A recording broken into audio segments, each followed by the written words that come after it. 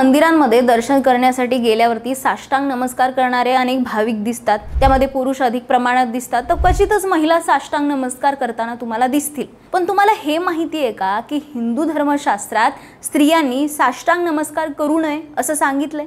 आता हे एक प्रकारे डिस्क्रिमिनेशन असल्याचं अनेक स्त्रियांना वाटू शकतं, पण त्यामागचं कारण हे भेदभावाचं नसून सन्मानाचं असल्याचं म्हटलं जातंय। हिंदू धर्मग्रंथांमध्ये आलेल्या उल्लेखानुसार साष्टांग नमस्कारामध्ये शरीराचे 8 भाग हे जमिनीला स्पर्श करतात। त्यात छातीचाही समावेश असतो। स्त्रियांच्या छातीमध्ये स्तन असतात। धार्मिक मान्यतेनुसार स्तन हे मातृत्वाचं प्रतीक आहेत आणि त्याचं पावित्र्य जपण्यासाठी ते जमिनीला स्पर्श करू नयेत अशी मान्यता आहे आणि यामुळे स्त्रियांनी साष्टांग नमस्कार घालू नये। याऐवजी स्त्रिया पंचांग नमस्कार घालू शकतात, ज्यामध्ये त्यांचे गुडघे, हात, डोके आणि छातीचा वरचा भाग हा जमिनीला स्पर्श करतो। हे झालं शास्त्रीय कारण, पण याला वैज्ञानिक आधार द्यायचा झाला तर साष्टांग नमस्कार करताना शरीरावर एक मोठा ताण येतो। साष्टांग नमस्कारामुळे गर्भाशय आणि अंडाशय यांसारख्या नाजूक अवयवांवर दाब येऊ शकतो। मासिक पाळीच्या काळात किंवा गर्भधारणेदरम्यान हा नमस्कार केल्यास आरोग्याच्या समस्याही निर्माण होऊ शकतात